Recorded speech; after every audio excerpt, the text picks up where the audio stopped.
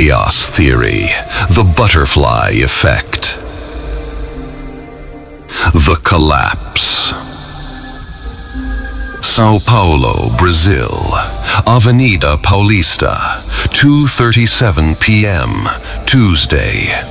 Ricardo, a broker under immense pressure, is arguing loudly on his phone inside his car.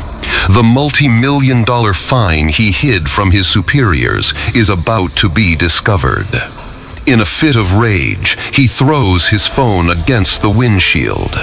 The device ricochets and accidentally hits the dashboard button that activates the hazard lights and briefly locks the rear brakes. The car behind him, a BMW, carrying an executive late for the airport, brakes abruptly and is hit from behind. A cascading traffic jam begins, paralyzing the region. Guarulhos, Brazil. International Airport, 3:28 p.m., Tuesday. Due to the traffic jam on Paulista, the BMW executive misses his flight to Tokyo. He was the key person to sign a component supply contract with the Inagawa Corporation. Without his presence, the meeting is postponed for 3 weeks. The purchasing manager at Inagawa, Akira Tanaka, frustrated by the delay, is instructed to seek alternative options. Tokyo, Japan. Inagawa Corp offices, 9 a.m. Wednesday.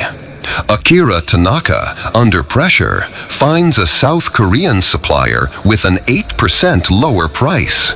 She recommends the switch. The board approves. The supply contract with the Brazilian manufacturer is cancelled.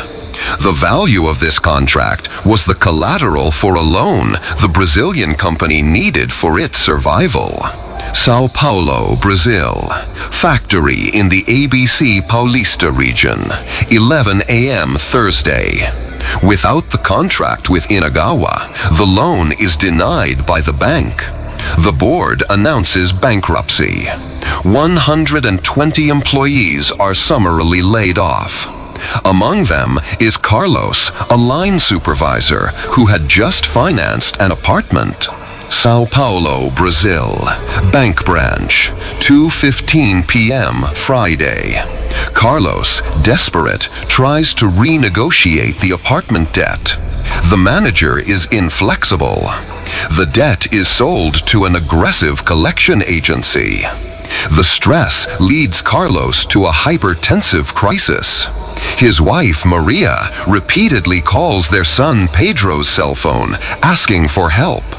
Pedro does not answer. Sao Paulo, Brazil. Architecture College, 2:18 p.m. Friday. Pedro, 20 years old, is taking a crucial exam. His phone is on silent. After leaving the exam and seeing the dozens of missed calls, he runs home. His father, Carlos, is now stable, but the family now faces the loss of their apartment.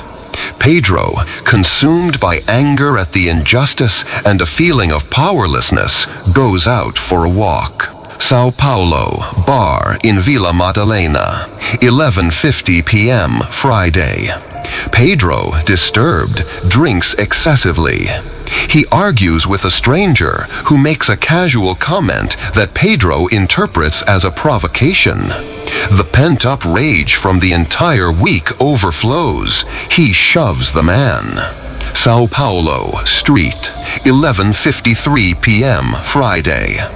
The man shoved by Pedro loses his balance and falls, hitting his head on the pavement. He does not get up. An ambulance is called. The man is rushed away. He was the lead software engineer for a startup in the artificial intelligence sector in the middle of an investment round. Hospital, 7 a.m. Saturday. The engineer suffered a severe concussion and requires absolute rest for 2 weeks. He cannot finalize the crucial demonstration for the investors. The presentation is cancelled. Silicon Valley, USA. Headquarters of the Nexus Investment Fund, 10 a.m. Monday.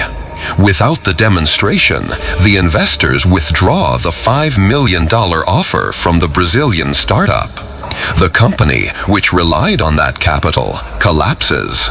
12 families lose their livelihood. The dreams of a dozen young geniuses fall apart. Butterfly effect. A fit of rage in a car. A missed flight. A canceled contract. A bankrupt factory. A family in debt. A college exam. A missed call. One drink too much. A shove. A head hitting the ground. A demonstration that never happened. A lost investment. A startup extinguished. All connected within a single city. All because a man in a car failed to control his temper for 3 seconds. True chaos is not random. It is a chain reaction of perfectly logical consequences.